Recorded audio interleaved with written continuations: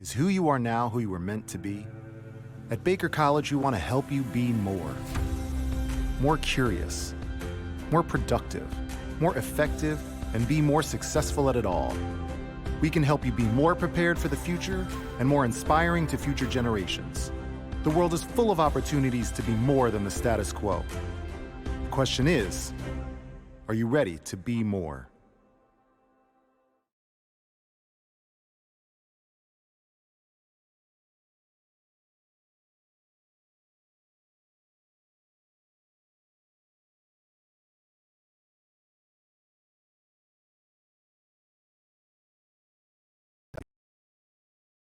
Who are you? Think about it. Is who you are now who you were meant to be? At Baker College, we want to help you be more. More curious, more productive, more effective, and be more successful at it all. We can help you be more prepared for the future and more inspiring to future generations. The world is full of opportunities to be more than the status quo.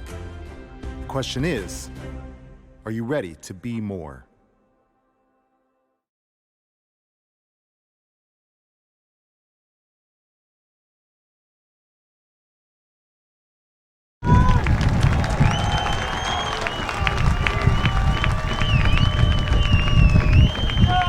Welcome to historic Keyworth Stadium as the 2019 NPSL Members Cup season rolls on. Tonight it's a matchup of one side trying to fight their way to the top of the table and another side trying to claw their way out of the basement. It's Detroit City FC and Napa Valley 1839. Hey there, everybody. My name is Mason Lowry, filling in for Neil Rule tonight. Chris Black is alongside me. Chris, cannot wait for this one.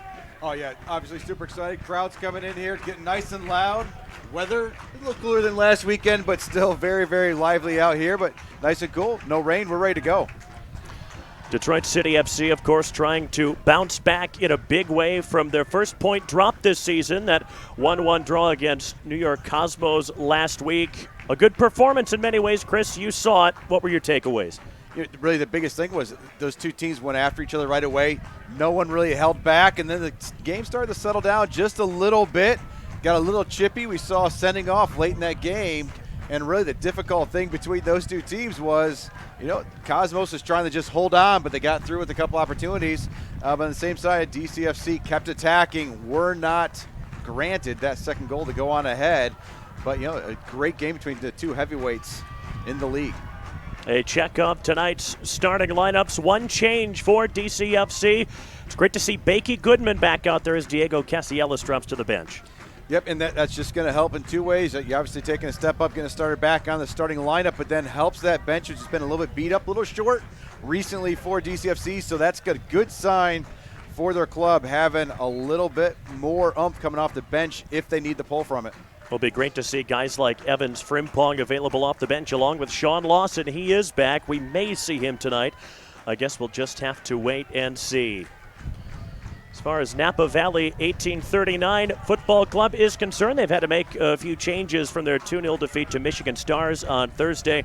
Andres Delgadillo will make his debut for Napa Valley between the pipes. He's from Guadalajara in Mexico. Murner comes in to make his debut in the center of defense for Napa Valley, and Arroyo comes back in as well. Arroyo has been a really physical presence, one might say, for Napa Valley so far this year. He has been booked 4 times already. LaRouge in, LaRouge. Napa Valley FC in green and white. First time these two teams met back at the end of August. On the 24th of that month, it was a 4-0 win for LaRouge on their first road trip of the season. That was in wine country. This is in Stroh's country. Napa Valley kicking us off.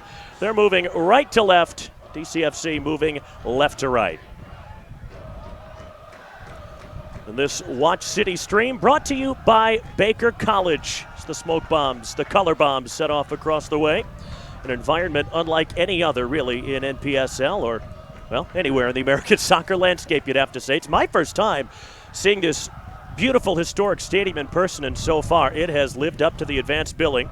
Napa Valley trying to break forward for the first time. That's mopped up by the captain, Stephen Carroll. Scored DCFC's only goal in the draw against New York Cosmos last weekend. Really good finish it was, too, with his forehand back across the face. Keeper had no chance. The wind blowing left to right in this opening half. You can see all the different colors of smoke. It's Jalen Chrysler with a header back to Nate Steinwasser in goal for Detroit City FC. He was the man of the match against New York Cosmos. A terrific 90 minutes from him. Oh, yeah, that was such a well-deserved award, too, because, yes, he did get beat on one, but what a phenomenal game. Stood on his head if you're going to it for a goalkeeper. It was incredible. They had a lot of chances on him. He was more than equal to it. Very impressed watching him play for the first time really live at their stadium.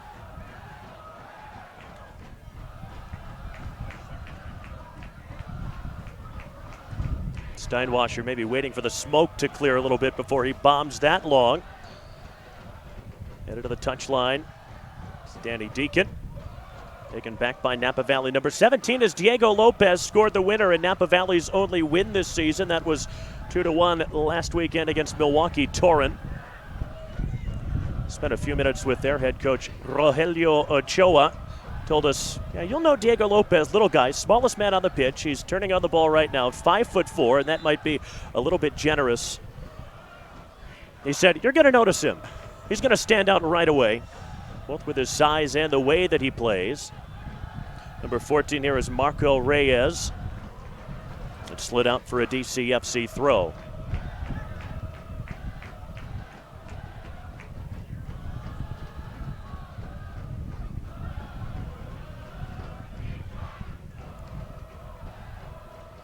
LaRouge really trying to break forward for the first time. Defender fell down. Here's Danny Deacon at the edge of the box.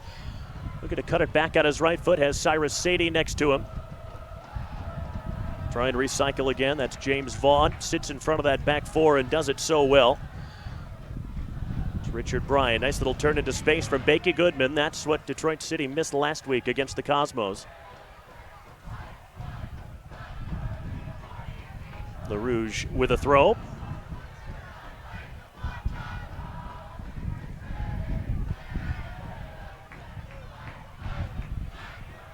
Yazid Matthews, formerly of AFC Ann Arbor, he really caught our eye this summer. It came down to Toledo Villa and scored twice against them. Of course, if you are a really hardcore DCFC fan, you might be wondering, I think I've heard these guys before. Well, we were on the Toledo Villa stream.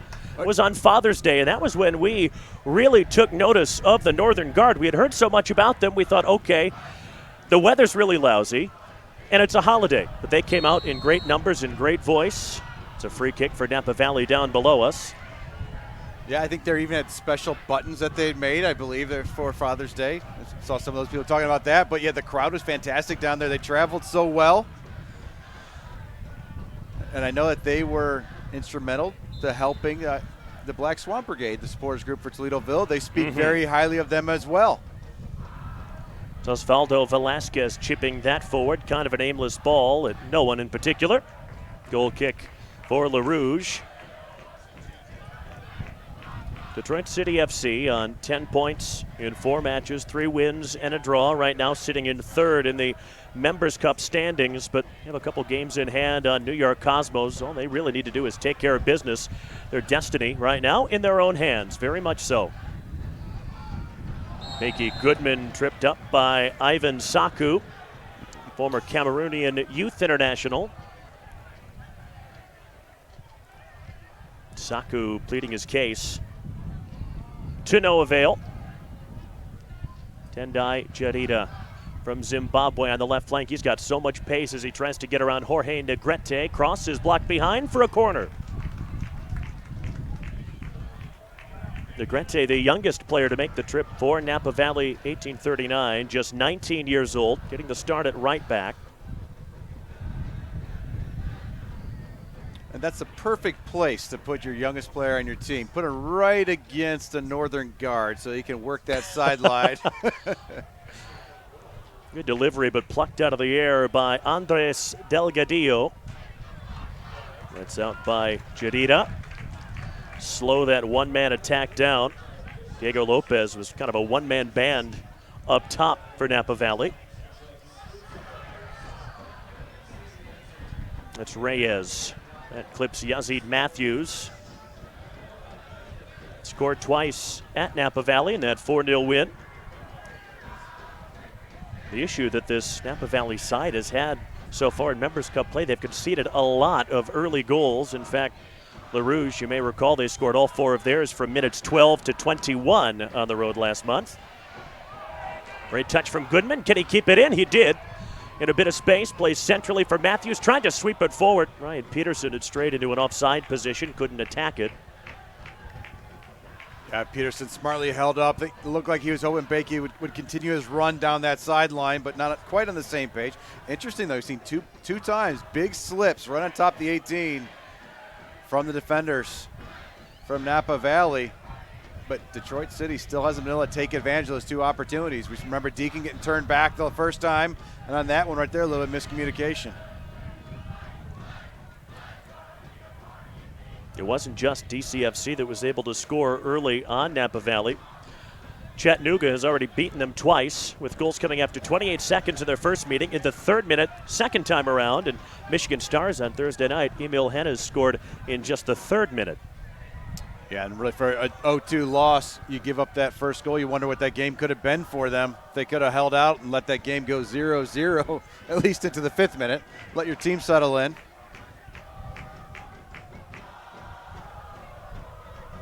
By the way, your forecast for the night here at Keyworth Stadium, a little bit chillier than normal. You've noticed some of the guys out there wearing the long sleeve kits, breaking those out for the first time this season. You and I were walking from the parking lot up here, and that was when it was still fully light out. I started to think, gosh, I wish I'd brought a jacket. But the energy and the buzz of the Northern Guard will keep us warm up here in the booth. It's Jalen Chrysler over halfway, the former Gonzaga Zag, not the ball he wanted to play forward. In fact, there is a West Coast Conference connection in this match. Chrysler, of course, played at Gonzaga. One of the Napa Valley center backs, Max Merner, played at St. Mary's College, the Gales. If you're a college basketball fan, you probably know that those 2 schools don't like each other very much. Yeah, and that's something we've been able to see on national television, those matchups in basketball every once in a while. That's a great final for that conference right there in basketball every year. James Vaughn climbing up for the header. Cyrus Sadie tried to do the same. So tough for Napa Valley, or anyone else for that matter, that faces Detroit City, to mount many meaningful attacks. There is so much skill and pace at the back for this team. There's Jadida on the left. It's Deacon up ahead. Great little dummy. And Jadida, we've seen it already. He's so quick. There's the shot. Goes wide. Difficult angle. You might as well have a crack from there. Yeah, you might as well. I think in his mind he's thinking he's already in. The players coming to help are trailing a little bit. Have a go. Of course, he's probably hoping that came to the front of that goal. At least was a deflection, but he went in and had one.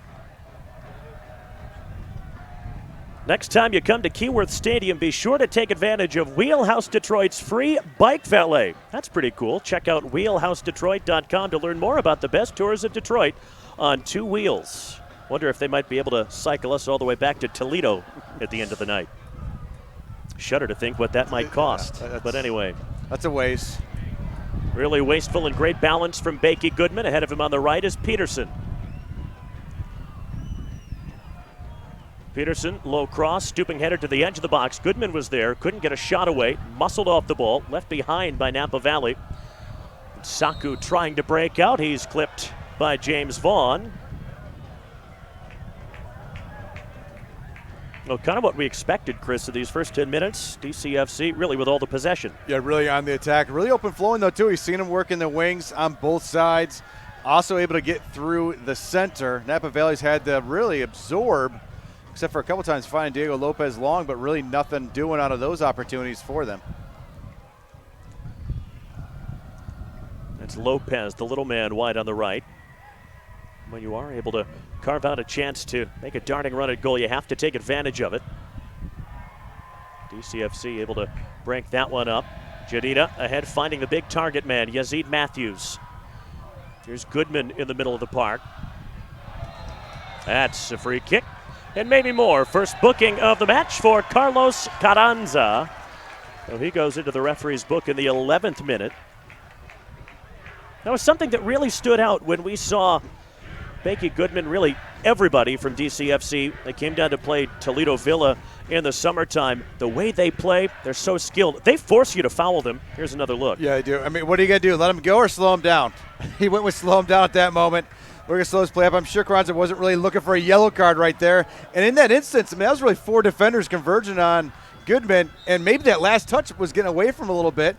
But, of course, he took the foul and was bailed out and earned a yellow card for Carranza. Headed in front to the edge of the 6. Carroll heading it on. Maybe a chance for Peterson. A good stop by Delgadillo. It spins behind for a corner. Yeah, and a little awkward spin coming to Ryan Peterson as that ball spun back towards him. He kind of got jammed up a little bit. It's a good effort to have something on it. I mean, any chance on goal is a good chance. Also sets up a corner kick here. They elect to go a little bit negative right in the short corner. Deacon's ball in, headed away. It's a complete miss kick from Michael Arroyo. Number 23 is Alexis Brito.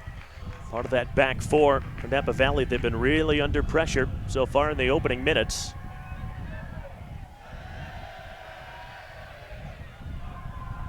Jadita back to Steinwasser, former Detroit Mercy Titan. Jadita flipping it forward. Matthews on his horse. The header one straight up in the air by Murner. Really good in the air. 6'3", was a midfielder in college at St. Mary's, dropping into one of the center back roles tonight. You need somebody like that against the pace and skill of this DCFC attack. Yeah, you think about having a big enough body to slow down Matthews. That's probably what you're going to need to do. Get some size on that back line.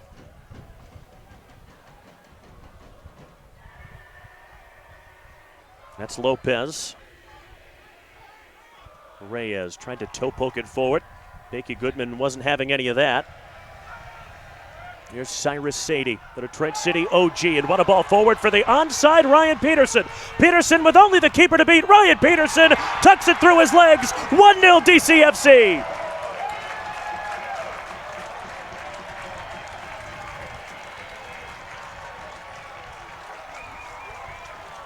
That may get the ball rolling. And you only get 1 point for this goal, but you might as well try to go for 2 right there just in case. He's getting some credit for the Meg. Just 1 on the board, but bonus points all around for that finish. What a well-timed run. Ball was released perfectly. And you could see Ryan Peterson making that horizontal run, releasing up, almost like he scanned to look at the AR as he took off. Slides it so effortlessly between legs. You wonder, he's starting to slow down. You kind of had to feel, okay, yeah, he's going to make him. So watch right there. He starts to slow up a little bit. He has the second runner coming in, Matthews, so smartly, still making his run. Frees the goalkeeper just a little bit. Delgadillo has to stay a little bit central and keep his balance. What an early finish. Great goal. More color bombs. The Northern Guard may be hoping they run out tonight. Yazid Matthews, there's his cross. Almost found Peterson again. That would have been 2 inside a minute.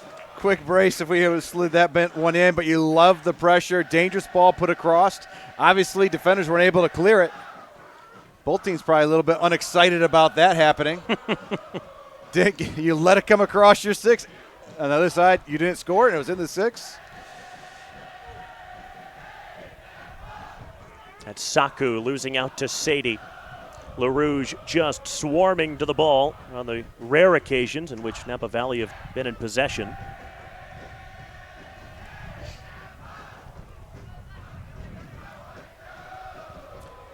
Yeah, at some levels at least, a little bit of vindication for Rutgers. Gets them on the board today. He's got to at least be happy about that. A little bit of pride there. Thinking that exact thing. Yazid Matthews goes for the shot. That's blocked by Alexis Brito. Throw in near the corner flag for DCFC. Rutgers, of course, skunked in the big house earlier today, 52-0. Good bounce back performance from the Michigan Wolverines. That should lift Ryan's spirits a little bit. Sadie for Goodman. Rich Bryan had drifted ahead of him, the right back. That's Vaughn. All the way out wide for Tendai Jadida. Cross to the box, shinned away by Murner.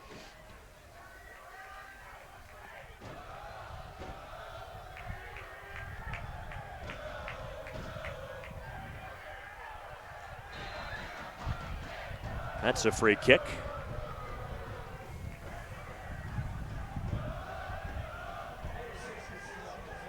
Kind of hard to hear each other up here, isn't it? That's the good news. That means the crowd's bringing it. Northern Garden, great voice tonight. There's a cross looking for Peterson, out of his reach. Well, you can see the danger of his runs, though. Ryan Peterson timing things so well because he is getting in front of the defenders. He's finding those lanes. He's doing such a nice job getting the goal just slightly off on the cross a little bit earlier that went across the 6 and on that one as well. One thing that Rogelio Ochoa and company have maybe figured out when they're going up against someone with the pace of Ryan Peterson, someone in Cyrus Sadie, Danny Deacon as well, Bakey Goodman, guys that can play an early pass, maybe don't have a line so high defensively. That's exactly right, and they're going to have to make that adjustment. You'd think probably at this level they'll start to make it on the fly and sort it out, but yeah, you're going to have to give it some point. Let them play with the ball in front of you, not in behind. It's a DCFC free kick. A throw-in, beg your pardon.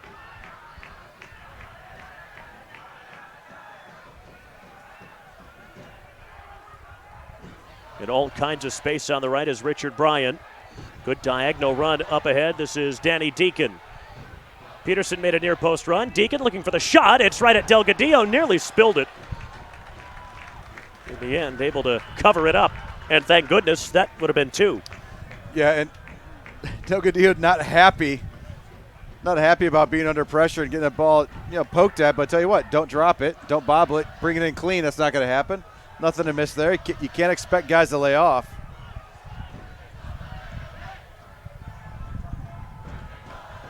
Just able to keep that in play was Marco Reyes.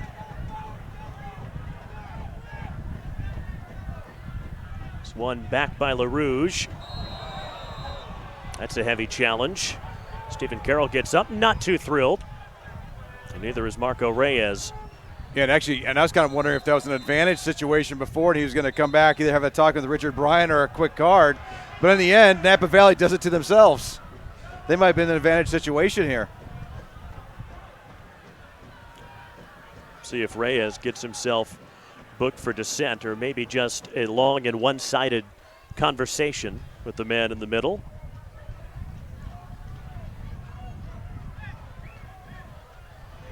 Kind of had the feel of a manager in baseball stating their case after they've been thrown out of a game. They're going to get their money's worth. Yeah, might have been brushing the rubber crumb pellets on his cleats there. Not sure. I think in the end, if advantage was called, it certainly looked like that was an advantageous situation to let that go.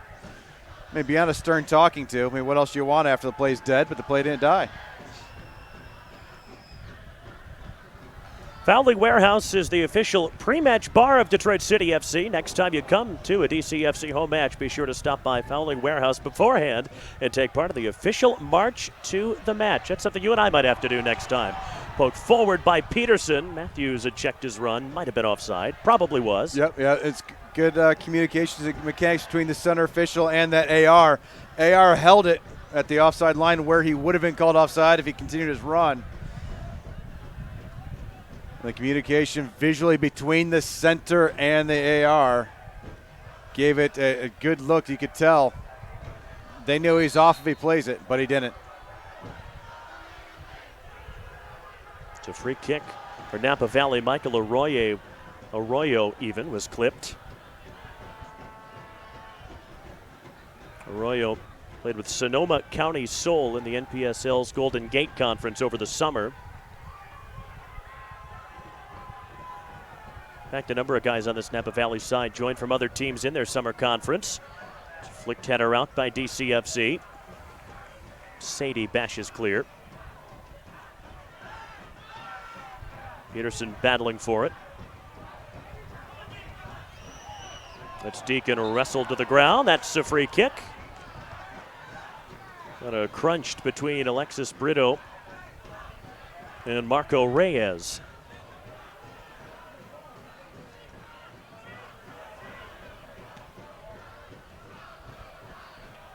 Terrific long ball from Chrysler. Almost picked out Jedida on the far side.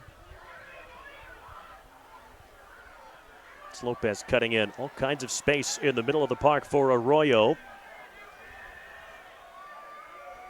It's Velasquez scored the opener for Napa Valley in their win over Milwaukee Torrent last week. That came in the 9th minute, a header from a corner kick.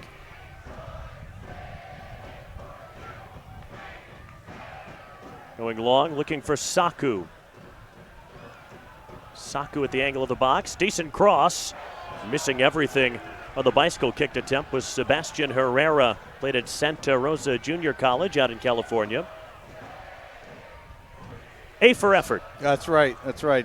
If he connects and it goes in, it's a phenomenal goal. If he doesn't, you just wonder why didn't he just knock the ball down. But yeah, have a go. Might as well try and make it spectacular if you can.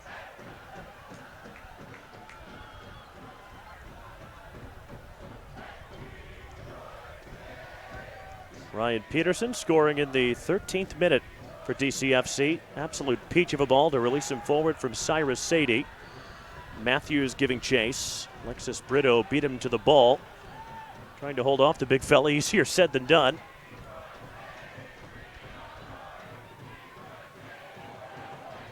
And Bryan with space to cross. Went low to the near post. Peterson made contact but couldn't do much with it. Napa Valley not able to fully clear. There's Vaughn for Jadita. Sadie's over there too. Jadita's overlapping run.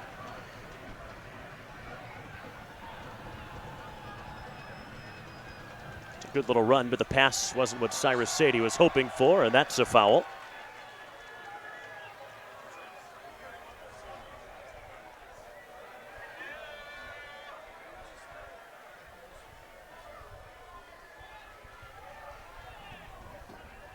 Up back to his feet there, that's Arroyo.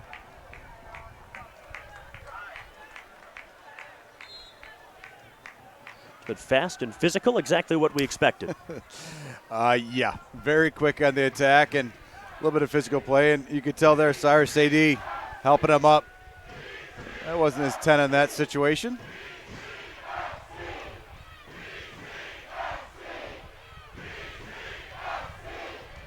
Good win back. Thought it was a good win back anyway from Yazid Matthews. We'll see if Napa Valley can take advantage of this free kick. Yeah, imagine they'll take their time in this one to set it up. Oh, no, they're trying to go right away. Headed away by LaRouge, and that shot is high and wide. Maybe should have went with my first inclination, take their time a little bit, build that up, but they thought they had something. Defended once, and then the next shot was well out of bounds. We asked Rogelio Ochoa what we could expect from his team tonight, and he said, we're not going to just sit back. We're going to go out there and try to play. Don't want to park the bus in front because chances are DCFC can pick you apart anyway. Yep, and they are. And you talked earlier about kind of putting that maybe a little lower restraining line instead of pressing up, but they continue trying to take it to them, pressing high. Saku, will that stay in play? It will not for the run of Lopez. Got to give them credit coming on this trip, deciding they're going to play soccer and really push it because really, to be fair, there's nothing to lose by losing necessarily. There's everything to gain by really going at it, playing great soccer, win or lose. Really set the tone for the end of their season.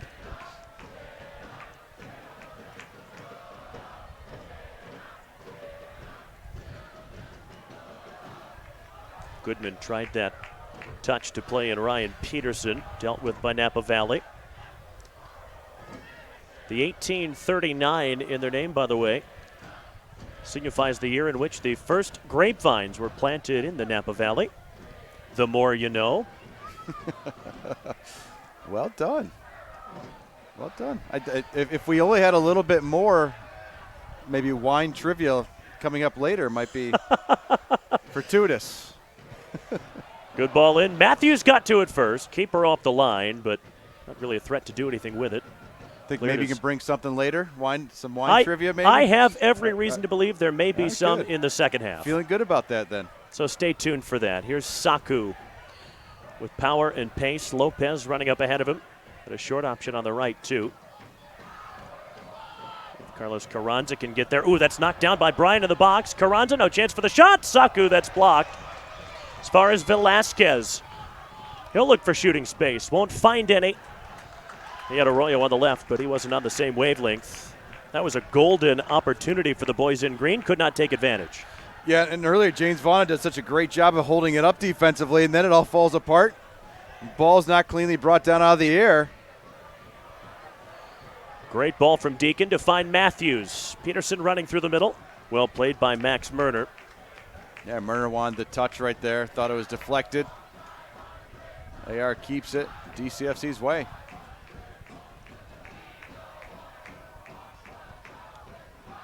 We mentioned LaRouge, 10 points from 4 matches. Napa Valley just 3 from 7. Their season almost over, just 2 more games. That swung into the near post, chested down and away eventually by Napa Valley. In fact, this is a Napa Valley side that conceded 16 goals before they scored their first this fall. In the summertime, they took 11 points from 11 matches in that Golden Gate Conference, won by FC Davis. In fact, one of the players I was most hoping to see for Napa Valley tonight played at UC Davis. We'll pick that up later. Here's Yazid Matthews. The keeper had a big touch, points to the spot, it's a penalty. Delgadillo irate, but he brought him down.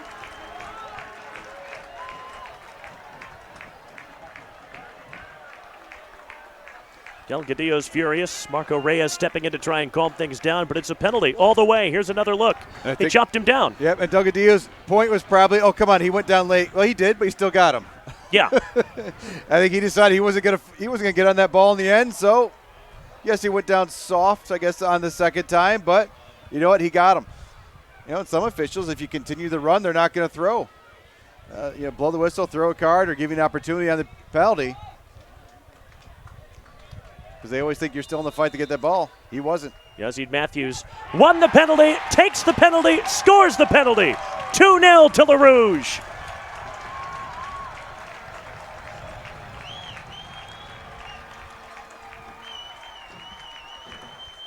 Matthews with his 3rd goal this fall in Members Cup play, all of them against Napa Valley 1839.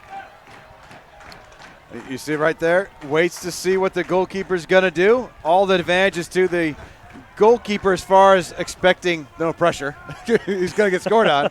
But you see right there, he's frozen one way. Matthews smartly holds on, finishes just a little bit left of center after Delgadillo went to his own left. A long road back now for Napa Valley.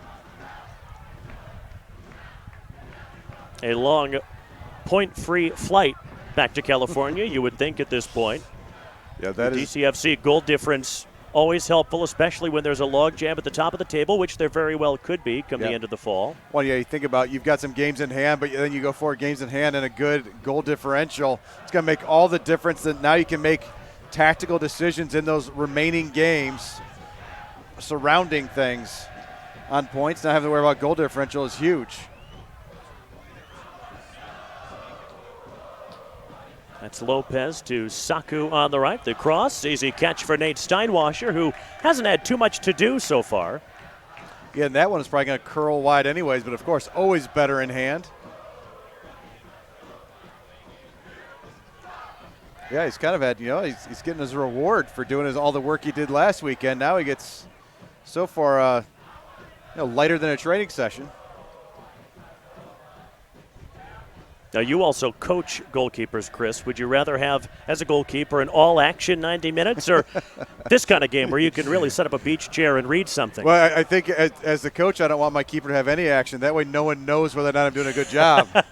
Well, he must be good. He didn't get scored on. I'll take that. Kept a clean sheet. Let's hire him, especially that coach. No, but at the end of the day, I always say, they want to get that early touch under maybe no pressure. Get that early touch and stay engaged every 10 minutes or so. The difficulty is if you're not tested at all, it goes on 50, 60, 70 minutes. You almost get yourself lulled to sleep. And there's going to be an advantage. That was a delayed call there. That's Murner feeling the after effects of that one. He's a former San Jose Earthquakes Academy player. Slowly back and sitting up. If you're trying to go into an aerial duel with Yazid Matthews, well, you've seen the way he's built. You're probably going to lose. Yeah, it's not really oh, that's a problem. Yeah, he can't get up. I tried to help him up, but not doing. You always say you want to fight for every ball, but oftentimes you decide, okay, I'm not going to win this, so I'm going to at least make him adjust himself in the air. But necessarily a battle to win the ball is different from just being a problem. Make it difficult. This is as good a time as any to tell you that we're excited to have Henry Ford Health System as the official sports medicine provider of DCFC. You can learn more at henryford.com. One thing that is a staple of Neil Rule, by the way, reading out tweets during the matches. I'd like to say hello to NGS Mile High, writes Dear Mason and Chris. Hello from Denver as we hashtag Watch City. There you go. Thanks for watching. Hope you're enjoying or at least tolerating our commentary. Murner makes his way off. And he's coming right to midfield, so maybe that means he'll be able to come right back out. I can't really tell. But obviously you're already really under it. 0-2. If it's not going to get any worse for him, you obviously want him back on the field. But at the same point, any question on his fitness, you want to get him off and healthy.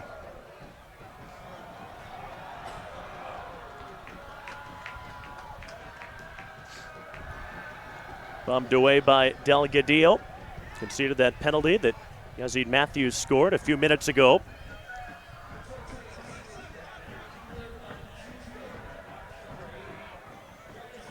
Good to see Max Murner back out there after taking that shot to the head. Alexis Brito.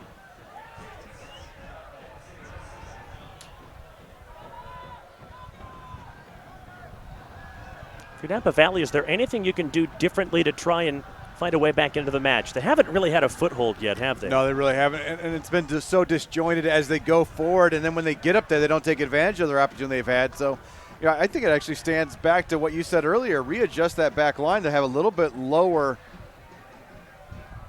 line of really where you're going to meet Detroit City, because they have put themselves under so much pressure.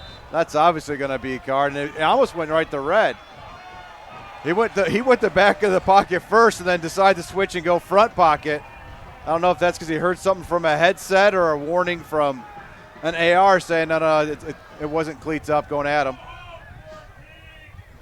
So Carranza was booked earlier, and now Marco Reyes joins him with a yellow card. Now go back to something we said earlier. Sometimes the only way to break up a DCFC attack is to commit a hard foul. Yeah, with that much speed, especially when you're playing that high restraining line, because one ball, they're in behind. The runs have been so good from Matthews and Peterson up top especially, and consistently good.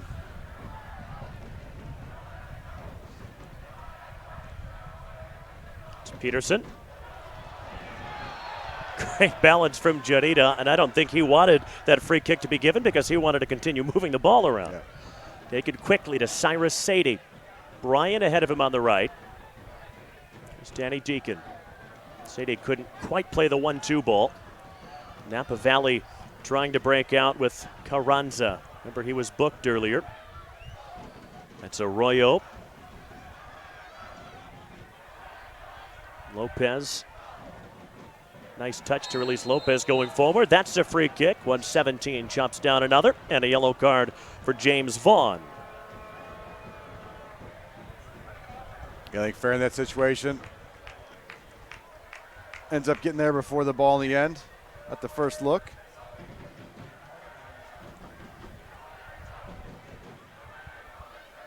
I think if you're Napa Valley, you have to be looking to any rare set piece opportunity you might get to find a way back into this. If they can score one before halftime and keep DCFC off the board, might give LaRouge something to think about going into the locker room. That won't do, though. Saku, that's an awful free kick. Yep. He knows it, too. Yep. Yeah, he took credit for it right there. I'm not sure you want to take credit for that. Yeah. Maybe take the blame. Yeah, he knows. Yeah, he knows. Okay, there's cameras on me, a full stadium. I'm going to have to admit that was me. But yet, take your time in those set pieces. They've got to be well worth it because they're going to be very difficult to come by.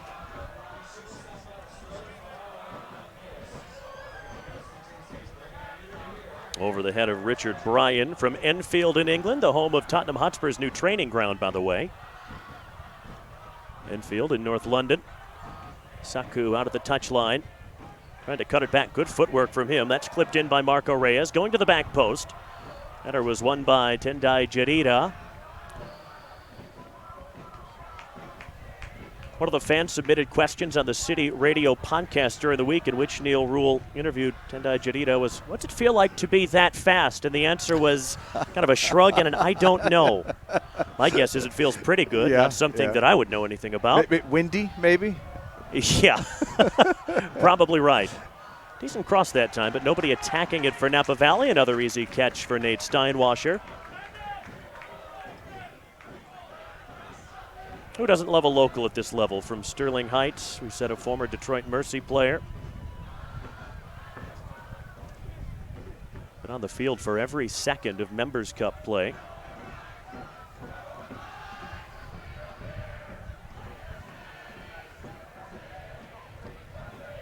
Sadie, you can't give him that much space. Jarita on the left. Couldn't decide if he wanted to cross on the right foot or the left foot. Sadie with his left foot, and it's caught by Delgadillo. The regular keeper Alonso Lara is on the bench for Napa Valley.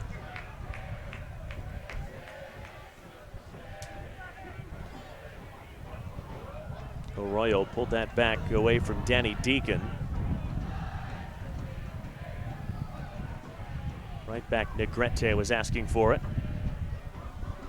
That's Lopez. He's done a nice job of buzzing around and trying to be a nuisance, but it takes a lot more than that to trouble this LaRouge back line, doesn't it? Yeah, it really does. And you're going to, beat one player, two players, and the third one gets you? There's really no point. You can't keep with it, so he's going to have to combine through it at some point. Either get himself a ball in a dangerous enough position where there's only one man to beat, maybe two men to beat, or he's going to have to utilize his teammates to free himself up, gain himself a little bit of space.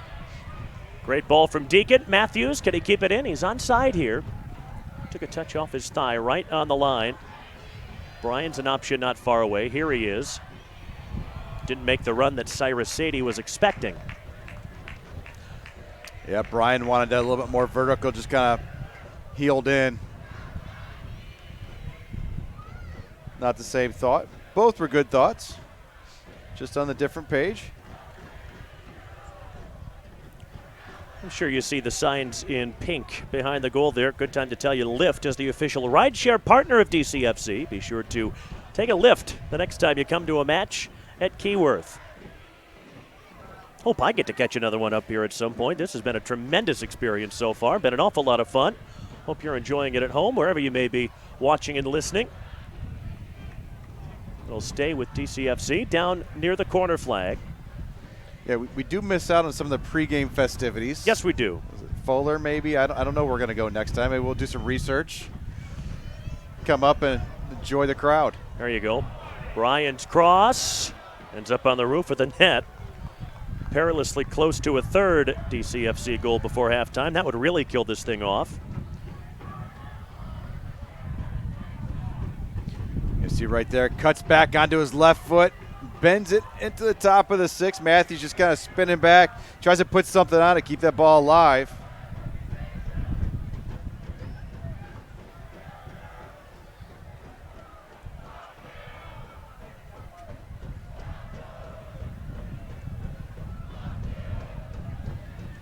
It's Jalen Chrysler. Nice touch from Cyrus Sadie to Bakey Goodman, who had his feet taken out from under him.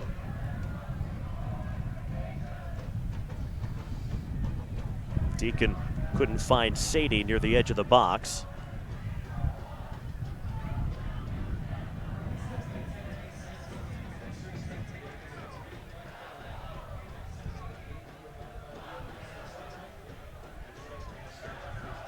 Wonder what Napa Valley makes of the atmosphere here. You look across the lower levels of American men's soccer, you don't see a lot of atmospheres like this. In fact, we were talking with some of the Toledo Villa guys earlier this season, how thrilled they were to come up here and play because a lot of them have never seen an atmosphere like this. No, you think about some of these guys are fresh off of a college team where, to be fair, you might have 100 people there, 200 people there, and you come into maybe your home game for your team has maybe 1,000 people there. Some play at a high school stadium still, and then you come here.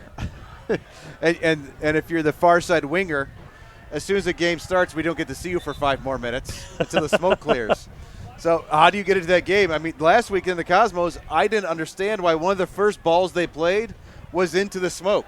I was worried we may never start the game again. But how do we get that ball back? Do we know if the guy is still over there? I don't know. But, yeah, it's exactly right. You step up to this level, and the game's faster. It's better anyways. And then, oh, by the way, this crowd's coming for you.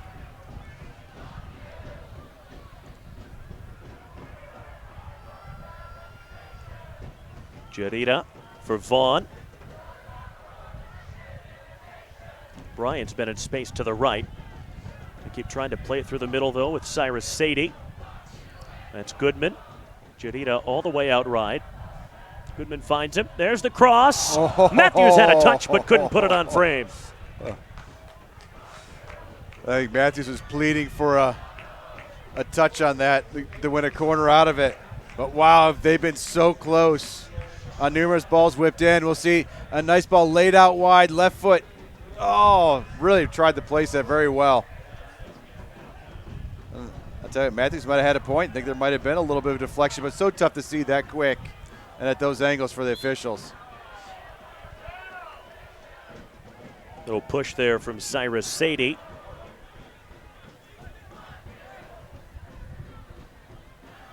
Also the boys soccer coach at Lansing Waverly High School. So he's a busy man, but maybe not quite as busy as Rogelio Ochoa, the Napa Valley 1839 head coach. By day, he's a high school Spanish teacher back out in Napa. He also coaches the men's team at Napa Valley College. His side has a free kick. He was telling us college had a game yesterday, flew here overnight after the game, did not coach the 2-0 defeat to Michigan Stars. I'm busy enough with just this. I can't imagine doing that many things all at once, having to keep that many plates spinning at one time. And then you have to hope the flight's on time on top of everything else. See if Napa can mount one more meaningful attack before halftime.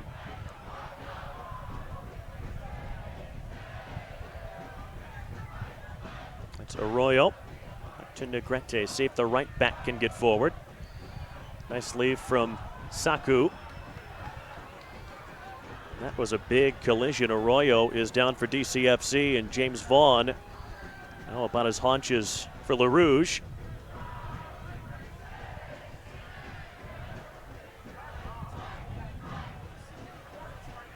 A great look at the Northern Guard there.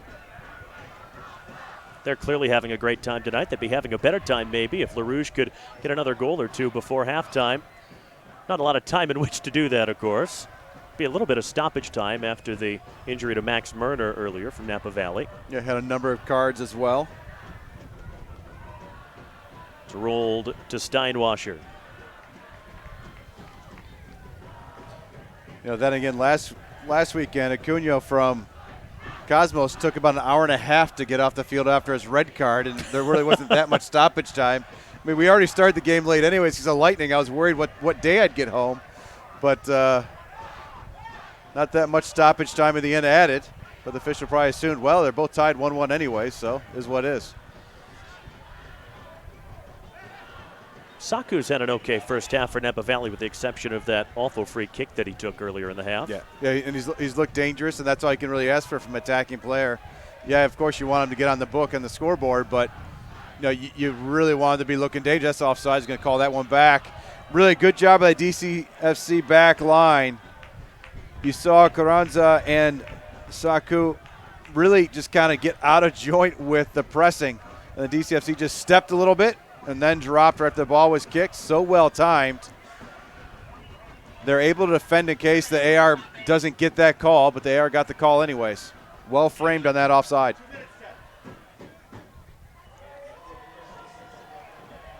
There's Bryant trying to play that forward for Yazid Matthews. Just straight offside. Boy, I'm not sure about that. Shot rolled into the side netting. I thought he timed it perfectly. Not everyone's voiced their pleasure, but at least 1,000 other officials have definitely said no way on that one. So we'll see it in real time. Oh, boy. Tough to tell, yeah. Tough to tell. And of course, they always tell you is the officials are not allowed to utilize the lines on the field. Tough to tell at that angle, but rather close.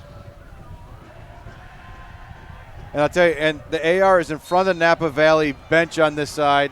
He's made plenty of calls or no calls and taken abuse for it. Very true. So for the bench behind him. So to be fair, you've got to assume he's probably on it. So there's 2 minutes of stoppage time. So we're about ending it right now. So this is probably a last chance for Napa Valley to get an opportunity on goal.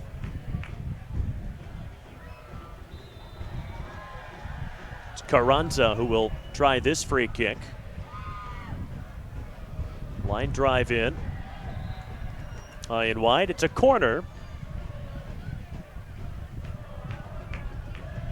See if Napa Valley can make this one count. Saku will have to try and atone for that earlier free kick that he soared over everybody.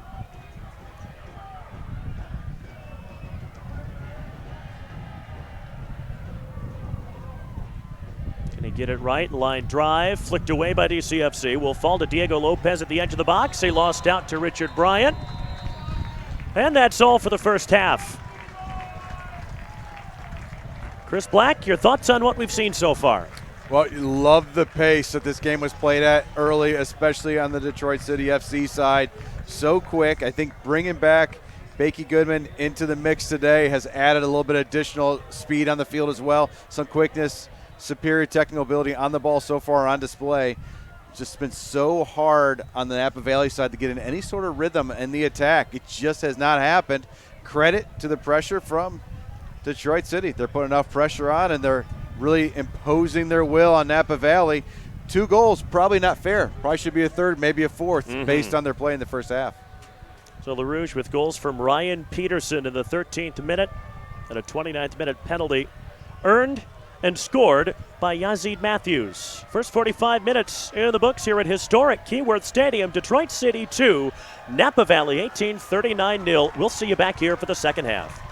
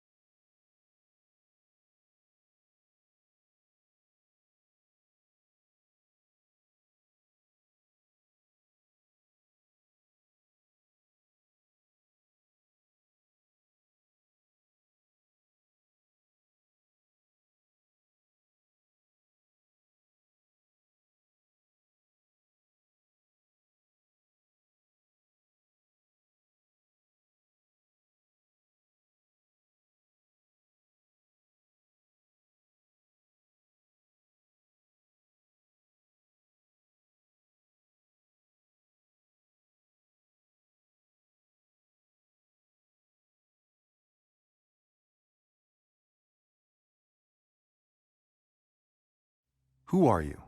Think about it. Is who you are now who you were meant to be? At Baker College, we want to help you be more. More curious, more productive, more effective, and be more successful at it all.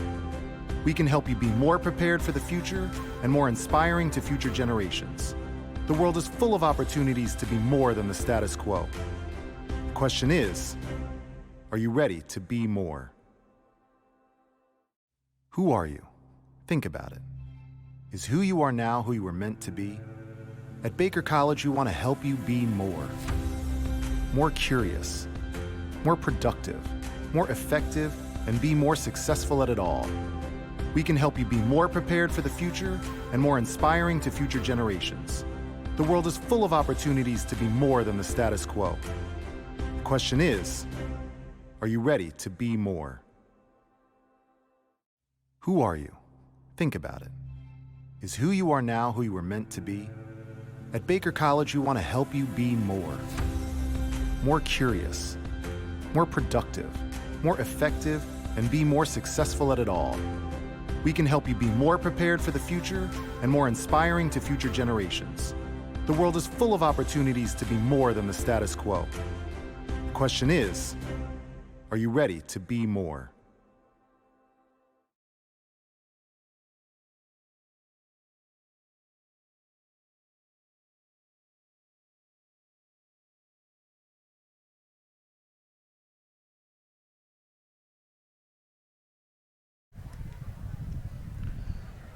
Absolutely beautiful night here in Hamtramck. Ready to go for the start of the second half. It's Detroit City 2, Napa Valley 18-39-0. Thanks for joining us on the Watch City stream. Mason Lowry with Chris Black. Great to have you along. Big news at halftime. A UWS Women's Detroit City FC coming in 2020. How cool is that? Oh, it's very cool, and just an extension of the club here, and the supporters seem really excited about it. And I'll tell you, we have such phenomenal women's soccer up in this area of Michigan, down into northern Ohio as well. There's so many programs to pull from collegiately, and a great place, obviously an environment for the women to experience playing up here at Keyworth. And I think the question comes to, are you making the most of the players available to you? Well, now you are. You're getting the best from the men's side around. You're getting the best from the women's side around. I mean, I'm already going through my head thinking of all the players and that I'm going to talk to. Who can we funnel up here? I'm going to call TJ Buchholz from University of Toledo tomorrow. Absolutely. I'd bother him. He's be like, I have a game today. Could you? No, I'm just kidding. I'm sure he'll take it well. Call down the BGSU, try to make sure we help support this cause up here, help funnel the best players up here. LaRouge into LaRouge, moving right to left in the second half. Napa Valley FC in green and white, moving left to right. George Chomakov is on to the start of the second half for Detroit City FC. The Bulgarian, really familiar face around these parts, been with them for quite a while. Ryan Peterson couldn't quite swerve it into the back post. That was almost a disaster at the back from Napa Valley. Well, we talked about in the first half, Napa Valley's had an issue with early starts. They've given up a lot of goals, and wow, do they almost pay there early again. Ryan Peterson, I mean, he tried to react quick. I mean, he obviously wasn't expecting it either. You can tell it wasn't wide by much, but if he would have tried to actually play it any closer, it probably would have been a save by the keeper. So I think really his only, that was a high boot there, but I think really at that point he would have had to try to beat the keeper 1v1, but he was just too close. Anyways, they really come up with any room.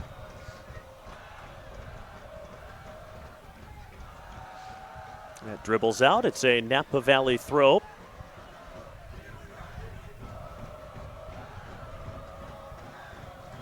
Tyven Saku on the right flank. Tendai Jarita dealt with that nicely. Yeah, Peterson right there trying to knock that ball down to Matthews, but Matthews was staying more central at that moment. Was a good look, not quite thinking the same thing at that moment, though, to act that quickly together.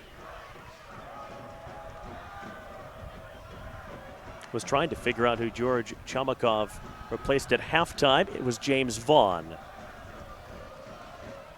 So kind of a like-for-like swap in midfield. And we'll see as the game goes on if any tactical changes were made because of that, or like you said, just a like-for-like swap, or adding some fresh legs into the mix. Could have been a mixture of things. Remember, he was booked late in the first half. Yeah, might as well get someone sitting on a yellow card out if you can. Let the next player play free a little bit, a little less encumbered, as well as if the game gets chippy, you don't want anyone playing in front of your back line or in your back line sitting on a yellow card and laying off a hard tackle.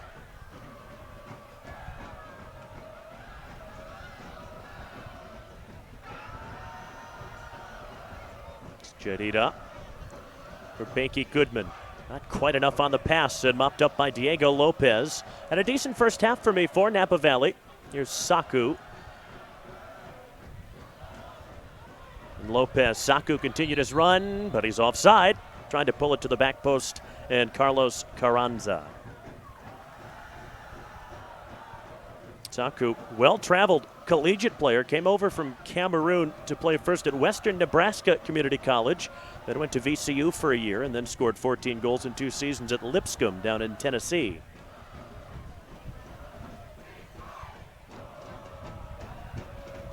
Born in Yaoundé in Cameroon. That's a city that's produced a lot of Cameroonian talent. Maybe my favorite international footballer of all time, Roger Milla, played at Cameroon in the early 80s into the 90s. In fact, the oldest man ever to score at the World Cup. Scored at age 42 in 1994 in a 6-1 loss to Russia. Yeah, you think about it, what are the odds of that being broken? About the only way could be a goalkeeper in a PK or something maybe, because 42 years old is not something you're going to be seeing around the World Cup anymore, especially as that game has progressed and become so fast. I mean, to have someone at 42 in a World Cup at all, let alone scoring, is brutal, and it's definitely going to be a goalkeeper. All the way through to Steinwasser. And I can tell you, I've been waiting for years and years and years worth of broadcast to be able to slide that little factoid in there, because Cameroon hardly ever comes up in conversation. So thank you, Ivan, for giving me the opportunity. He's a team player. That's what he is. He's a Absolutely. Anything to make my life easier. That's what it's all about. Galen Chrysler, the center backs, weren't really troubled in the first half. You talk about playing unencumbered. They didn't have to do too much. Chamakov, Jadida, or Cyrus Sadie. Absolute pearl of a pass to set up Ryan Peterson for DCFC's opener. That's good stuff from Deacon with Chamakov coming forward. Back into midfield for Goodman. Richard Bryan, formerly of Lander University in South Carolina.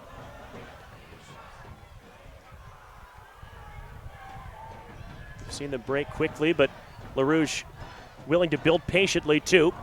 Chamakov bumped to the ground by Jorge Negrete. That'll be a corner for DCFC.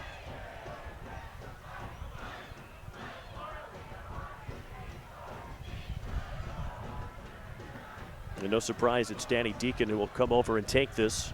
He's so good at these, an outswinger you would think. Went to the near post. Almost found its way to the back post, but dealt with by Napa Valley. Deacon doesn't need a lot of space to get those crosses away.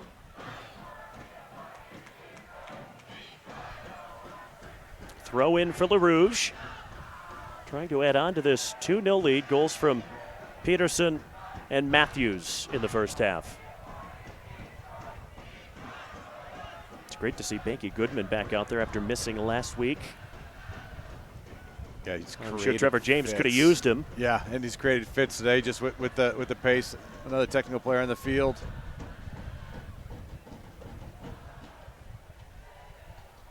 It's a nice try to release that run from Yazid Matthews. Yeah, and really, they've had a difficult time battling him off. In that instance, they're able to push him right off the ball. No call from the official on that.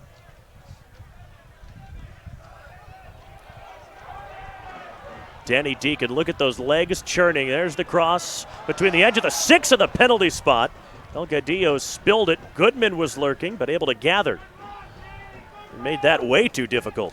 Yeah, it really was in the end. Deacon's ball just wasn't hit hard enough. It was far enough away from the keeper you'd think if he whipped it across like he would have liked, but this guy died down a little bit. So as Delgadillo comes out to collect it, a little bump from his teammate, and he spilled it. He's had issues holding on to the ball a couple times. It's good work from Brian just to get enough of his head on it. Yeah, just really great balance and body control by Richard Bryan, being able to track that ball, change directions, knock it into space. Strategic Staffing Solutions, the official partner of DCFC's annual International Series and a proud sponsor of Detroit's soccer team. Learn more at strategicstaff.com.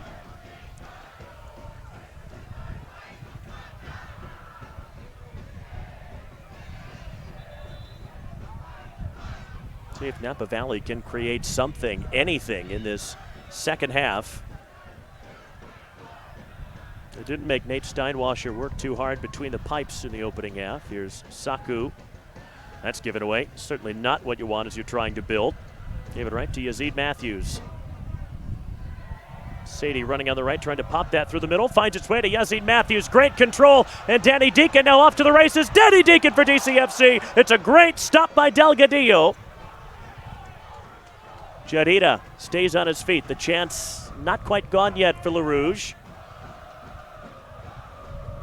Always expect Danny to score those. A great stop, great goalkeeping. Yeah, and really, Delgadillo held his ground, Peterson, stayed on the ground. Peterson pulled it back, just rolled over the boot of Cyrus Sadie. Sakau gave it away to Chamakov. Arroyo did a nice job to win that back. Carroll, the captain. Mickey Goodman in the center circle. He's a real technician out there, the kind you don't see much of in NPSL play. Looking forward to seeing the standard of play being just a little bit higher in NISA next year. Of course, there will be a local derby of sorts because Michigan Stars was just announced this week as being the newest member of the new league. When you think of it, as the teams push themselves up, it's really going to raise everybody because they're going to start creating the competition between all of them to start pushing each other up, and it just gets better and better. Play gets tighter and tighter. The players, they compete harder and harder. Going to be an offside called there. Have a slow flag on that, but that being said, he's got to wait until he plays the ball. Here's another look at this. Popped through perfectly for Yazid Matthews. One touch. Second touch is a terrific pass to find Deacon in stride. Really good goalkeeping there? Yeah, I think Delgadillo was taken away, trying to show he's going near post. I want to know, if you asked Danny Deacon after the game, were you trying to meg him just like Peterson? Was that what was going on there? Because you wonder why he picked that spot. He tried the 5-hole him right there, and Delgadillo was ready for it. It did look kind of awkward. I think the awkwardness of how Delgadillo came out actually made it difficult for Deacon to finish. Sometimes just scoring the goal is less important than being able to score with style. Though a chip right. over the unrushing keeper would have looked pretty good too. Yeah, I think at the end it's probably what he would like to come back to. But what a great build-up. Love seeing that, especially that second touch of Matthews, just brilliant. Well, it's said so many times of big strikers, second touch is a tackle, not Yazid Matthews. That's right. Yeah, that's exactly it. Yeah, you see sometimes some guys are up there at a high target just to soften up the back line. That's not the case here today. You see it with the pace he has and also the talent he has.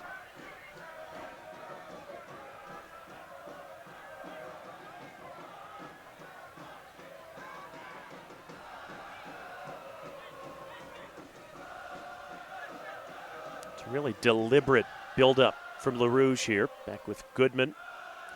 And we know what Cyrus Sadie can create. Good little dummy run from Brian. Matthews pulled all the way on the right. It's good stuff from Yazid Matthews. That touch a little bit heavy. Falls for Deacon. Might have a crack from distance. Shot was blocked as soon as it left his boot. One thing when you look at this Napa Valley side, they don't have a lot of pace out there. Diego Lopez does have some, but there's not too much else. That's a great tackle from Chamakov. Phenomenal tackle. He actually tackled it twice in the end. Got it twice. Wonderful angle that we had right there. But no, I think you're right. They don't have that vertical speed that's really going to open things up. We see that tackle right there. Well timed coming across. Well, we got a pronunciation clarification on George Chamakov at halftime when he came on. They said it rhymes with tomahawk, and that was a tomahawk chop right there of a tackle. Perfectly played. Deacon taken out by Sebastian Herrera. When you think about that tackle that he put on, maybe that's a tackle Vaughn wouldn't make sitting on a yellow already. So your point about someone that's sitting on a yellow, well taken right there. Could play a lot more free if you're not sitting on a book already. Goodman tripped up by Michael Arroyo. Good defensive work there by the Napa Valley man.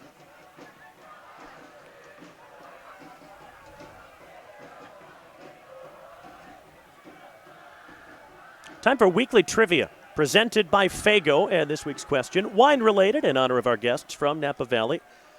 So, Chris, how many grapes does it take to make your average bottle of wine? And I'm not going to let you see the answer. It's printed out right in front of me. Can I go? What if I go over? Should I be close here, or is it like Price is Right? Don't even think about going over. Just go with $1 if you're going Price is Right rules.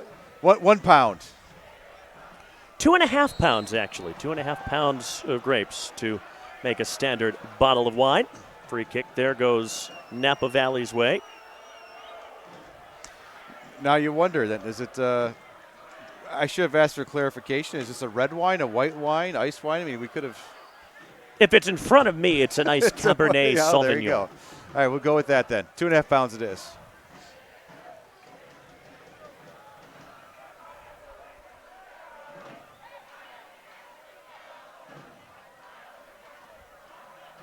It's bombed long.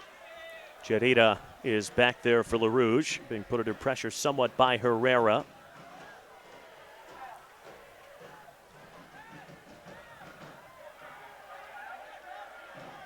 Napa Valley trying to turn this into a wrestling match, maybe.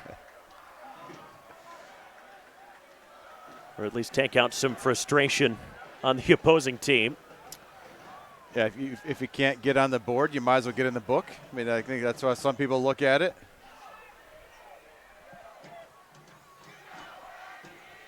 Marcelo Borges will come on for DCFC. Velasquez trying to sweep that through, taken by Steinwasser.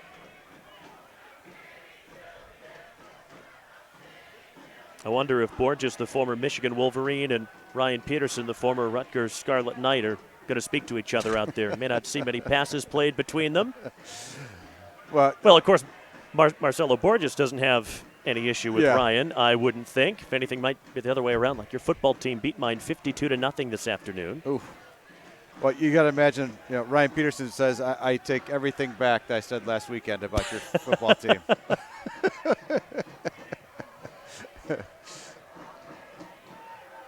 Carroll trying to come forward. That's broken up by Velasquez. Really just the one man up there for Napa Valley. And, of course, it's great that Michigan won and all that this afternoon, if you're a Michigan fan, of course. But counterpoint, it was Rutgers. So that's right. What have you really learned?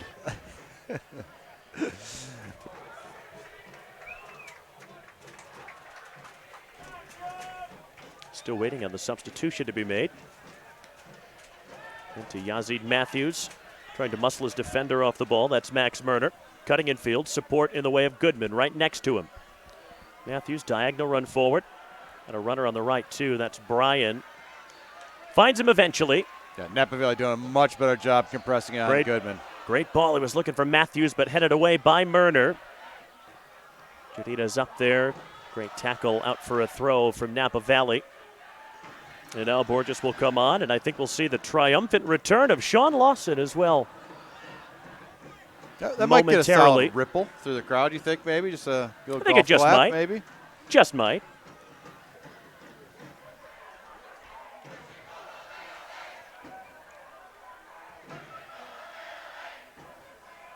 Not only that, but a local guy too, having played at Oakland University, Sean Lawson.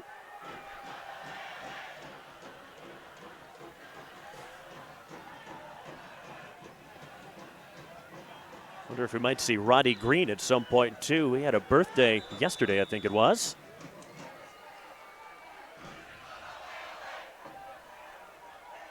Trying to get the referee's attention to make the changes. Hasn't happened yet. Now maybe it will. Fourth official was shouting for it. Weren't allowed to make the changes for quite some time. So Sean Lawson and Marcelo Borges are indeed now on the pitch. Ryan Peterson and Tendai Jadida come off.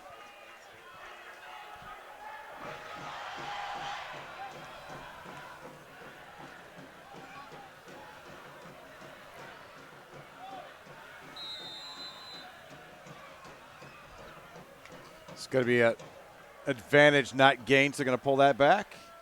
Detroit City FC gets that ball back. The build out. What?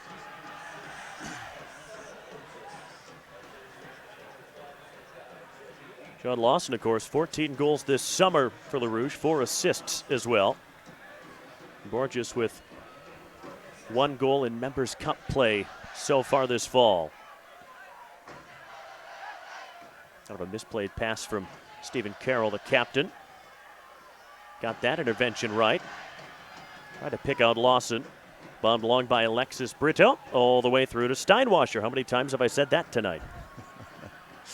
We got to see Steinwasser's ability with his feet. And the last time he touched the ball, really patient, confident with his feet, because he had 2 guys coming on, 2 different angles, calmly played it out.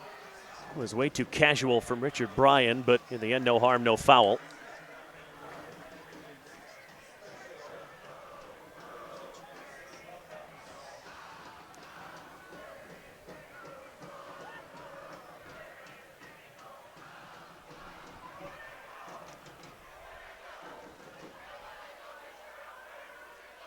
I feel like the second half hasn't really had the frenetic pace that the first half did. Yeah, and I bounces think out of the reach of Borges. On the Napa Valley side, they've done a better job of compressing to the ball when DCFC has it. I think that's been the biggest difference. So Detroit City hasn't been able to get forward as quickly as they did before. There wasn't a free range where you saw Bakey Goodman getting on that ball and doing a turn to taking off. There wasn't a second. There wasn't a third pressure, collapsing right away on him. I think that makes a huge difference. Oh, that'll be a booking. Yeah, that'll be the easiest booking of the game. Oh, he started going to the book, and he took his hand away from his pocket. I don't know how you can smack the ball away and expect to not be booked. Yeah, it's kind of a game management thing, I guess. Yes. Yeah. On the part of our referee. Maybe he's a bit ahead of his average for yellow cards, and he wants to pull it back. It's one back by Cyrus Sadie, and here's Sean Lawson in full flight. Sadie through the middle. Matthews an option 2. Borges makes a good run. There's the cross. Nobody there in red. Unselfish soccer there by DCFC. Sadie on that first touch to put Lawson in. And then Lawson go ahead and knocking that ball wide for Borges.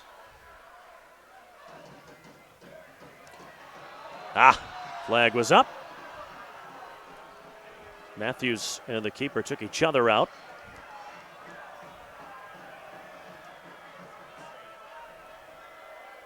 Andres Delgadillo will hop back to his feet.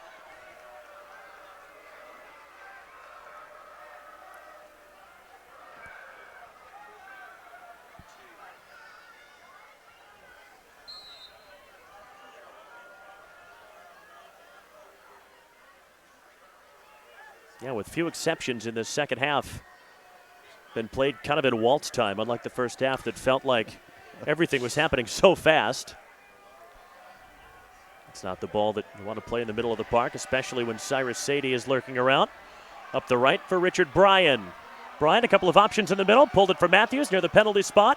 A Deacon, rather, near the penalty spot. That's bashed away.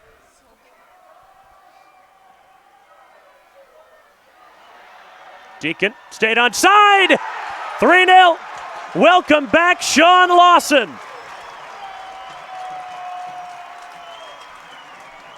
It's like he never left. Well, he just took a few-minute break. Then he gets right back on the score sheet right there. We see a great leave right there. A negative diagonal ball, just a little bit behind the play. So Lawson's able to tuck it right in inside the foot. Great finish. And to your point about the play and where it was going, maybe, just maybe, that's why Trevor James went to the bench, put 2 players at once, unless that was already planned anyways, to make a little bit of a change of the game, add a little more attack back to it. We certainly know what those guys can do. A first Members Cup goal for Sean Lawson. He's the kind of guy that you really want healthy for the stretch run in Members Cup, that race to the top of the table. Yeah, you think about just getting him back, and you're already sitting in a great position in the fixture standings.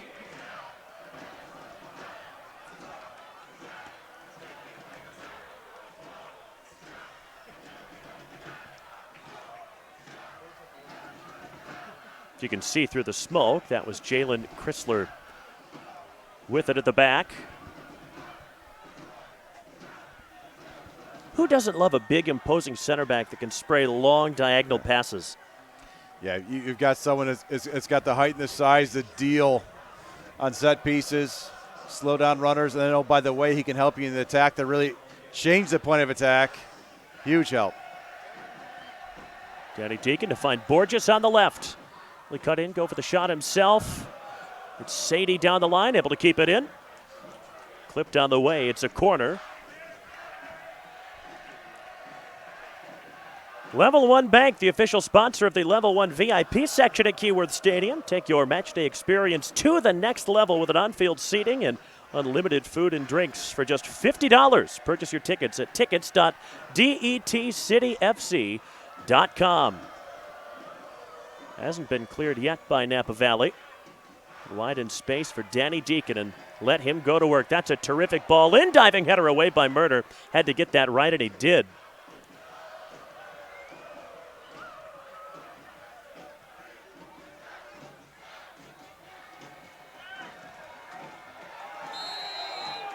Yeah, you knew the foul was going to come eventually.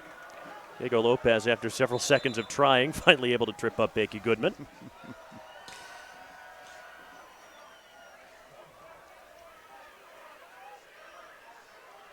You see so many guys in this game that want to go down easily. It's so refreshing to see somebody like Bakey, who never wants to go down, wants to keep playing, and almost always able to stay on his feet. Yeah, and it certainly helps he's quick enough to get away.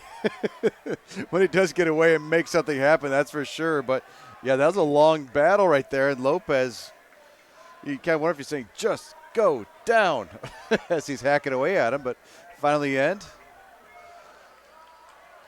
They get the set piece called, and Lopez, I think, just frustrated. He's not getting the ball forward like he'd like to. So I think Max Murner's race is run. Yeah, we saw the issues in the first half, and now again. So he'll be replaced here shortly.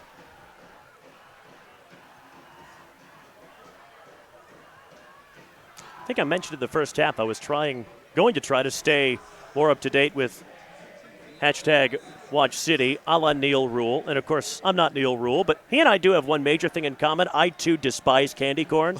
So that might build me a little street cred with the DCFC faithful. Is that why we've got along so well? I don't think like so. candy corn either. It was always written in the stars, my I don't know friend. about despise, but I just don't eat it. I give it to the kids. A question on Twitter from @TheShaggyMarlin. My favorite Cabernet. I one day hope to make enough money to have a favorite one, or at least a favorite good one. For now, it's a black box. Comes in a black box, but it's very good. Does it actually say black box on it, or just comes in a black box? It says black box, and it says what it is. I got it. Ivan Saku gets booked there for the trip on Marcelo Borges. It's the finest red wine money can buy. Well, the finest red wine $20 can buy anyway.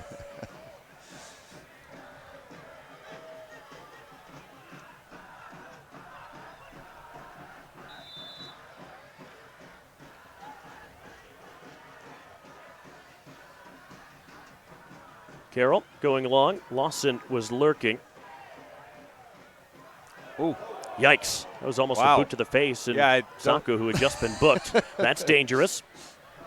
Doesn't matter, though. Opportunity here for DCFC. A miscontrol from Sean Lawson.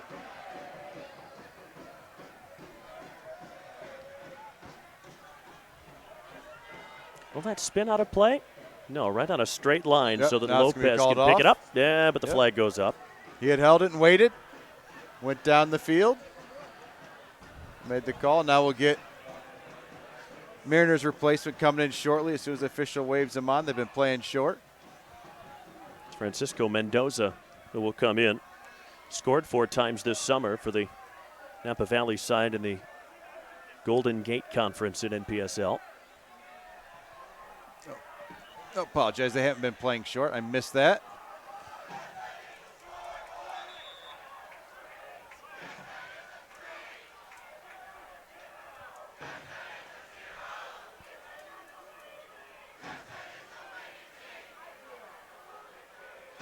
You'll have to forgive us sometimes, I think, on your first trip to a venue quite like this. You just want to stop and listen to the Northern Guard sometimes, especially when singing. there's not a whole lot going on the pitch. Yeah.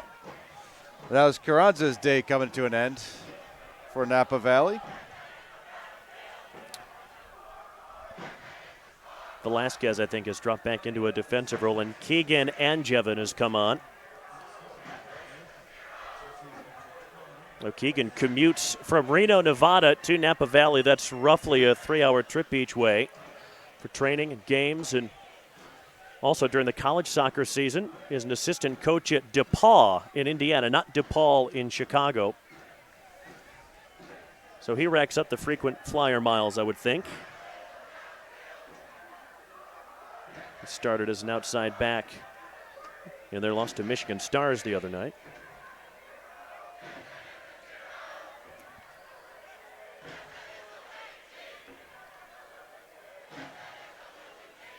That's Saku.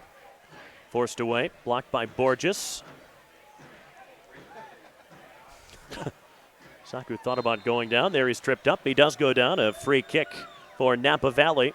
Now down by 3 and running out of time to make up much ground. Yeah, at this point, you want to just get a goal to put one on the trip to make sure you can say you did come this far and get 1 goal in the night. Shut out in their first game in Michigan.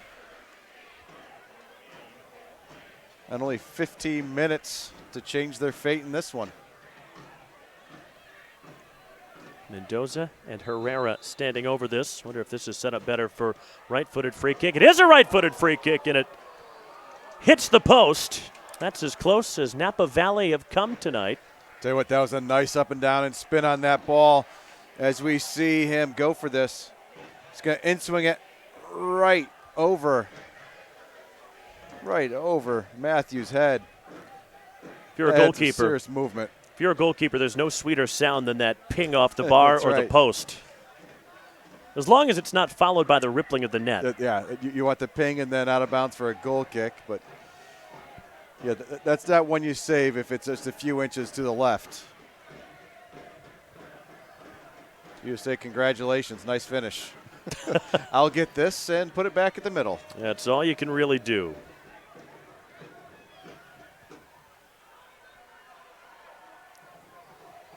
It's chipped in, looking for the run of Arroyo, taken on a hop by Steinwasser. That's really the closest Napa Valley's gotten on a ball being played in the goal like that. Michael Arroyo just a half step behind, but Steinwasser does such a great job coming off of his own line that he cleans a lot of those up. A slower keeper, and that's at least a chance on goal for Arroyo.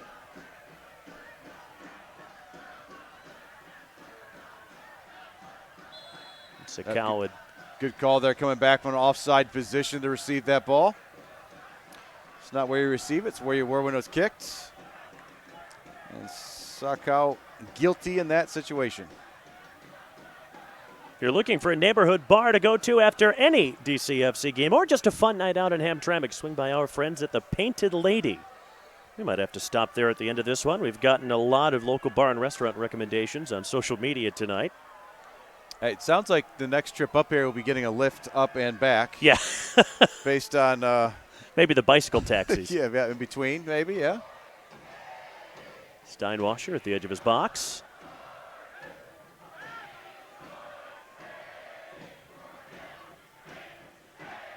Motor City Casino Hotel, the official hotel and casino of DCFC. Be sure to log on to detcityfc.com to watch the Motor City match recap from tonight's match.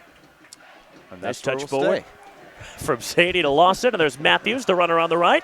Matthews already has one goal tonight, and that's just wide. It was a good save from Delgadillo. You see him not looking too happy with his back line at his midfield, too. Yeah, not sure who he's too happy with, but right now he's probably not happy with the 3 goals and another great chance there by Matthews. Delgadillo did well with it, knocked it wide. Probably at that point, he doesn't want to try and catch it because he can't. Oh. How much did he want that one? Yeah, and why not target the big man right there? Matthews, number 20, goes up for that, tries to flick that ball back in, and was not far off. We'll see right there. Ooh, just past the post. They did have a man on the far post, but if you flick that ball fast enough, it's going to slide right in. Here's Matthews again. Matthews tried to pull that across the run. Just a step away was Diego Casillas.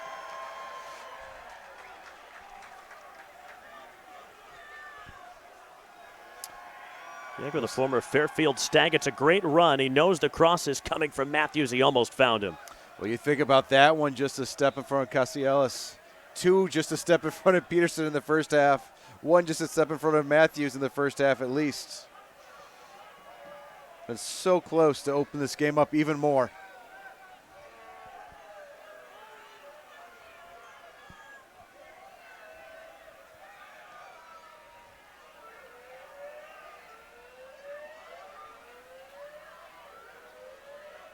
As we've seen the last few minutes, LaRouge not content just to sit on this 3-goal lead. They're looking for more.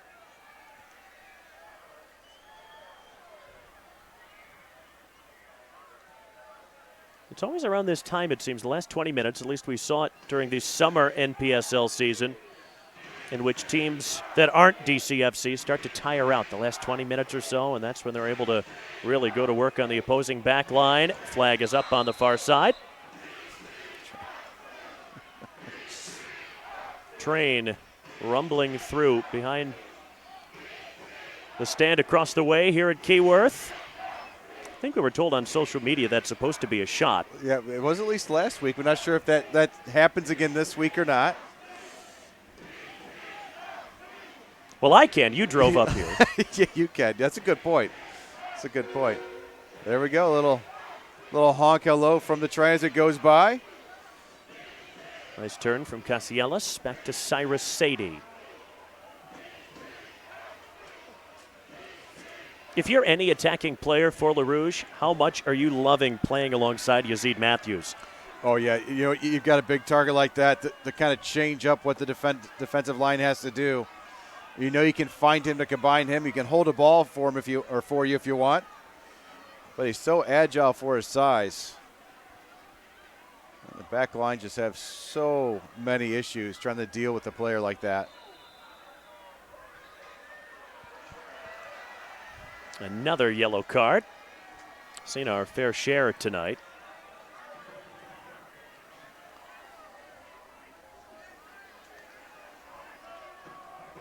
It's been feisty out there from the first whistle to presumably the last. Yeah. Yeah, I think Napa Valley just eliminated from the Fair Play Award contest based on today's yellow cards. No, there isn't one. Don't look for it that I'm aware of.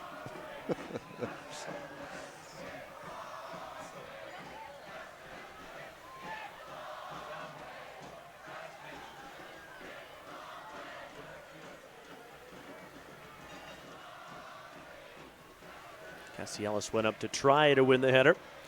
Also Francisco Mendoza on the left. No chance for the cross. Might get another crack at it. It's nicely played on the right side of defense for DCFC.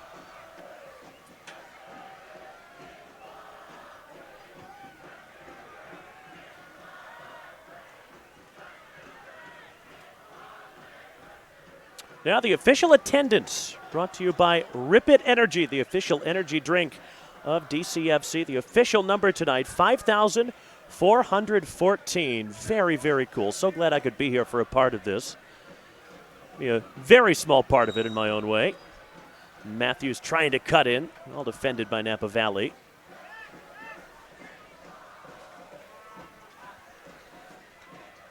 You see so many teams at this level and below, and sometimes even a level or two above, where you might get 5,500 over 2 or 3 matches.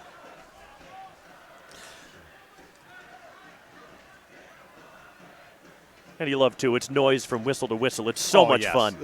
And it's on top of the amount of people that are here, which is phenomenal to pull in here. It's the weight they bring with the noise they make and the engagement as a fan is huge.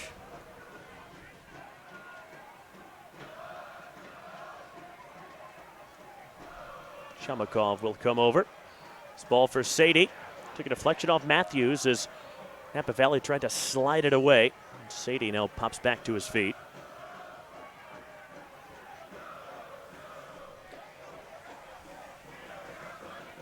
That sails out of play into the DCFC bench.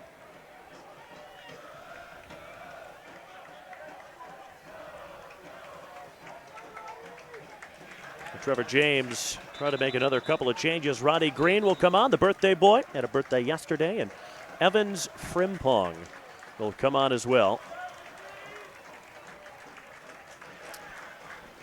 Matthews a well-deserved break after phenomenal goal, plus a lot of pressure to score another one. So close the number of chances and making other players better.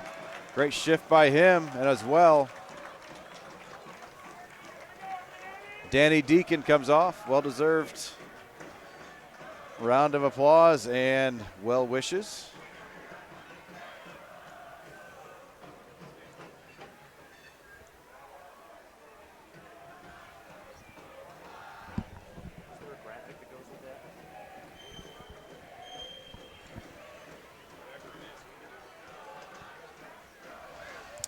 And game just waiting to get underway again after another Napa Valley player went down injured. And they elect to quickly replace him. It's Gary Tovar. Yeah. I think it's just a situation where just a cramp is so bad they couldn't get him off the field. We'll take a look at upcoming matches now. Next one on the road for DCFC at Chattanooga on Saturday, October 5th. That's a 6 o'clock start. Back here at Keyworth, that local derby of sorts with Michigan Stars the following Tuesday, and then 2 more on the road at New York Cosmos. That's going to be a spicy one on October 12th, and the Wednesday after that at Michigan Stars. In air-conditioned comfort, perhaps? Maybe. I think a smoke bomb-free environment, though, unfortunately. So I had asked about confetti. I'm not sure if that's allowed, but no. But two chances in the Detroit area to see them again. Make sure you come out and support them. If you can't get here, next best thing, I guess, besides, of course, watching and listening, is get there. And if you're near Chattanooga, or I would guess a bunch of people will be driving down to Chattanooga. I'm just guessing. I think that's a pretty safe bet. That's a pretty safe bet, yeah. On the way down or into New York, some huge games coming up. And some fun games. The Chattanooga Hooligans really, come on, you're thinking about 2 of the top supporters groups. Mm-hmm. I mean, the clubs that have them are Detroit City for sure, as well as Chattanooga FC. And the battle that Chattanooga's had down there, just with other soccer clubs that shall not be named coming in, I think that'll be one that the Northern Guard will try to show up at and force. Brandon Roberts just came on with the black undershirt. You see, about to jog out of frame for Napa Valley.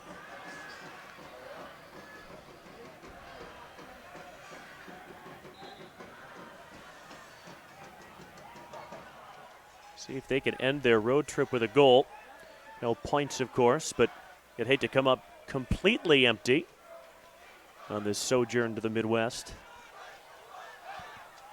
It's Arroyo knocking it down. That's Gary Tovar, number 8, listed at just 5'3".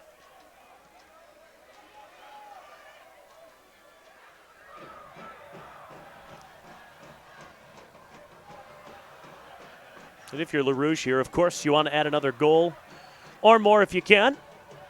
Equally important, keeping a clean sheet. Colleen concedes the free kick. Ivan Colleen is the assistant coach of their head coach, Rogelio Ochoa, at Napa Valley College, incidentally. Hasn't been on the field for very long. Also a really talented artist. I found a couple videos of his art online. Really talented young man.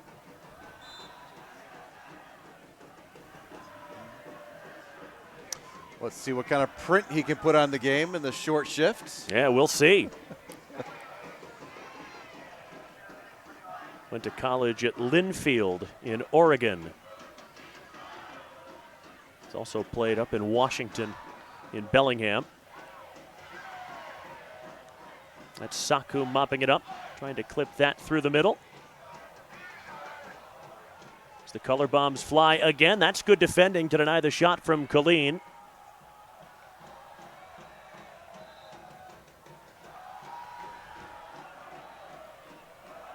I feel like all sporting events would be made instantly better with color bombs. What do you think? I think that's a solid thought. I'm trying to think of where this could go really, really wrong. Maybe race car driving, probably not the smartest place to institute that, but to keep it just in the stands, that'd be fun. Fair enough. You're always one step ahead of me I was anyway. thinking about that, yeah. Like the Indy 500 is difficult enough Yes. without being able to see anything. I'll tell you what, facing a fastball would be a lot more exciting with a smoke bomb going off right in front of you as soon as the pitcher pitches. That'd be I guess over at MIS because we're in the state of Michigan fair right enough, now. Fair, yeah. And another wonderful night here at Keyworth. 3 nicely taken goals from Peterson, Matthews, nice penalty, and great to welcome Sean Lawson back with a goal.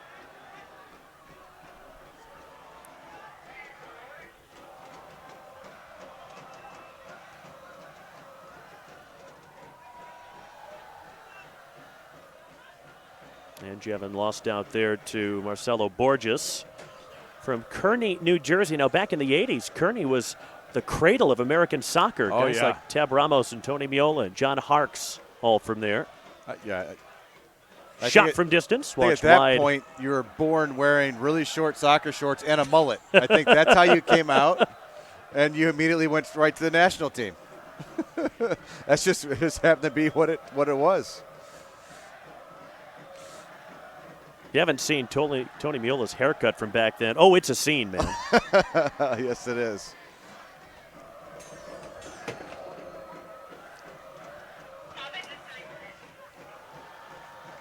Three minutes of stoppage time here at Keyworth. Borges on his horse, touches that out for a throw.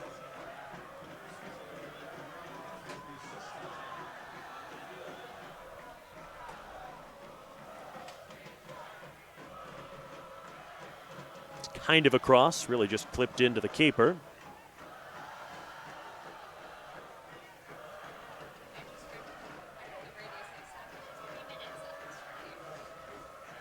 Detroit City Fieldhouse, Detroit's newest indoor athletic facility located in the heart of the city. Leagues are now forming for adults and youth. Check out detcityfc.com for info.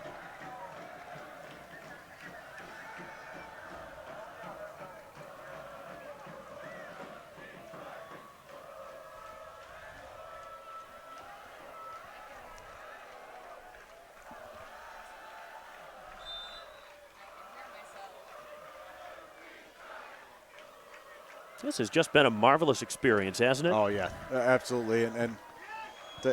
So fortunate to be here 2 weekends in a row, making the trip up. Some great, phenomenal soccer.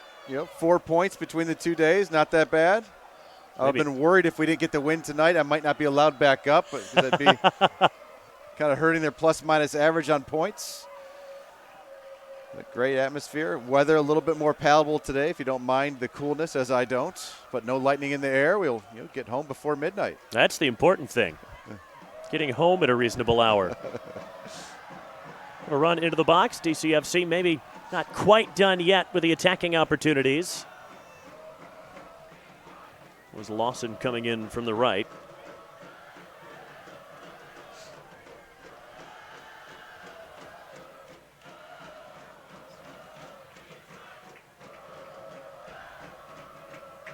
So this will mean 4 wins and a draw through 5 matches in Members Cup play for Detroit City FC. Chattanooga FC was 1 point ahead of them and 1 spot above them in the table, but DCFC with 3 games in hand. And New York Cosmos 14 points from 6 games, so DCFC with 2 in hand on them. They will close the gap with this win here tonight.